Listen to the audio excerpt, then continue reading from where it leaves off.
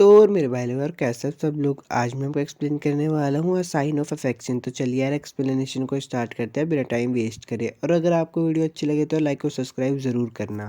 Episode की शुरुआत में कहा जाता है, लड़की मेट्रो में खड़ी होकर कुछ सोच रही होती है। तभी उसके पीछे एक फॉरेनर आके रास्ता पूछ रहा होता है, पर लड़की उसे समझाने की कोशिश कर रही होती है। लड़का वहां पे आता है और फॉरेनर से पूछता है क्या तुम्हें मदद की जरूरत है, और वो उस फॉरेनर को रास्ता भी बता देता है। उस फॉरेनर के बाद वो लड़की उस लड़के को बता रही होती है कि वो सुन नहीं सकती। लड़की उसको साइन लैंग्वेज में थैंक यू बोल रही होती है। फिर वो सोचती है कि नहीं, मुझे फोन पे लिख के उसे बता देना चाहिए। लड़का उसके करीब आके बोलता है कि क्या तुम मेरे होठों को पढ़ सकती हो। तो लड़की बोलती है थोड़ा सा। लड़का लड़की को बताता है कि वो पहले वाला आदमी बहुत अच्छी जैपनीज बोल रहा था, पर लड़की मन ही मन में सोच रही होती है कि ये मुझे ऐसे दिख रहा है जैसे मैं कोई खास जानवर हूँ। लड़की उसको फोन पे लिख के बताती है कि हम दोनों सेम कॉलेज में जाते हैं, मेरी दोस्त रिंचैन भी कल्चरल एक्सचेंज क्लब में है तुम्हारे साथ। उसका मैसेज पढ़ने के बाद लड़का बोलता है कि तुम कहाँ उतरोगी, क्योंकि अगला मेरा स्टॉप है। लड़की मन में बोलती है कि ये मेरे लिप रीडिंग कर रहा है, इसलिए मुझे इसकी बातें समझ आ रही है।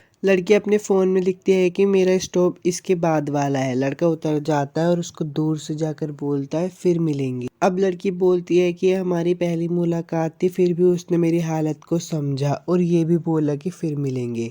मैं एक ऐसी दुनिया में पैदा हुई हूँ जहाँ आवाजों की कोई आवाज नहीं है। लड़की अपने स्कूल के लिए जा रही होती है तो उसकी मम्मी बोलती है कि तुम्हारा दिन अच्छा जाए और ठीक से रहना। अब सीन चेंज हो जाता है और यूकी अपनी फ्रेंड रिन के साथ बैठी होती है। तो वो बोलती है क्या मैं तुमसे कुछ पूछ सकती हूँ। तो रिन उस लड़के की फोटो दिखाती है और बोलती है कि सुमी सान ने तुम्हारी मदद की है, मुझे लगता है वो अभी भी कनाडा से वापस आया है। रिंचैन यूकी को बोलते है क्या तुम्हें उससे प्यार हो गया है। नहीं, लगता है शायद तुम्हें उस पर क्रश आ गया है। रिंचैन बोलते हैं कि मुझे भी किसी पर क्रश है, इत्सुमी सान के कजन पे मेरे को क्रश है जो कि उसका बॉस है। वो दोनों कैफे पर काम करते हैं, क्या कभी वहाँ पे कुछ खाने चले। युक्की मन में बोलती है कि मुझे नहीं पता क्या करना चाहिए, पर मैं उसे वापस देखना चाहती हूँ। अब रिंचैन बहुत शर्मा जाती है और बोलती है कि बॉस से बात करते समय मैं बहुत नर्वस हो जाती हूँ, क्या तुम मेरे साथ चलोगी। अब सीन चेंज हो जाता है और यूकी और रिन दोनों कैफे के बाहर खड़े होते हैं। रिन घबरा कर बोलती है क्या मैं अजीब लग रही हूँ। तो यूकी बोलती है नहीं। वो दोनों अंदर आ जाते हैं और इत्सुमी उन्हें बोलता है ओ रिंचैन तुम।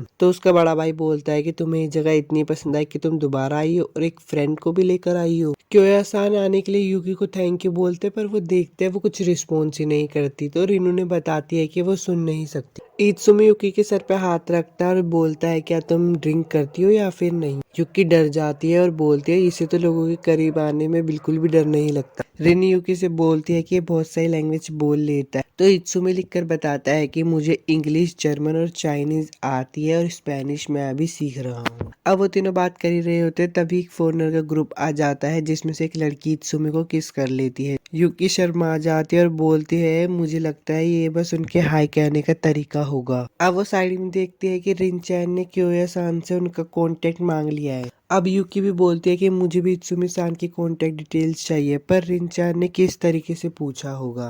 टाइम निकल जाता है और वो लोग अपने घर की तरफ निकल जाते हैं। तो यूकी बोलती है कि मैं इत्सुमी सान की कांटेक्ट डिटेल्स नहीं ले पाई। वो दोनों घर जा ही रहे होते हैं, तभी पीछे से इत्सुमी बोलता है मेरी शिफ्ट खत्म हो गई है, क्या मैं तुम दोनों को घर पे छोड़ दूं। रिन बोलते है कि हाँ जरूर, मेरा घर तो पास में ही रहता है, तुम यूकी को घर तक छोड़ देना। वो दोनों साथ चल रहे होते हैं और यूकी अपने मन में बोलती है वो यही है, वो मेरे साथ चल रहा है। वो दोनों चल ही रहे होते तभी एक स्कूटर यूकी को मारने ही वाला होता है, पर लड़का उसे बचा लेता है और बोलता है ये बहुत करीबी मामला है। इसलिए इत्सुमी यूकी का हाथ पकड़ लेता है। यूकी मन में सोचती मेरा हाथ पहले ठंडे था, अब वो बहुत गर्म होने लगा है और इसके हाथ पे बर्फ जमने लगी है। यूकी थोड़ी दूर चल के हिम्मत करके इत्सुमी से पूछ ही लेती है अगर तुम्हें बुरा न लगे तो क्या मैं तुम्हारा कॉन्टेक्ट डिटेल्स ले सकती हूँ। तो इत्सुमी बोलता है हाँ बिल्कुल, मैं इसे साइन लैंग्वेज में कैसे बोलूँ।